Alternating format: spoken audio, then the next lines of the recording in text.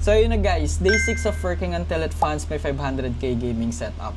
Habang naghihintay ng result ng interview natin kagabi, nagsubmit na tayo ng application to 10 different VA clients. And kanina may nagtanong din sa akin kung paano ko daw sinasagot yung tanong na, tell me something about yourself. So to answer your question, ganito ko siya ginagawa. I use the PPF framework or yung present, past, and future.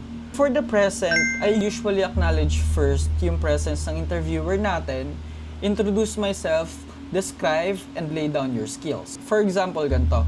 Thanks for having me today. My name is Mark and I describe myself as. For the past, para hindi naman ako naliligaw, I usually start it with, over the years, I've operated in, then dito mo naman sasabihin yung mga background mo.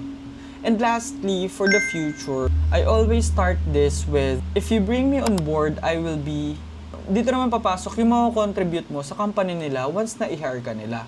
Itong framework na to, matagal ko nang ginagamit ever since nag-call center ako, nag-work ako sa VA, para makatch agad yung attention ng interviewer.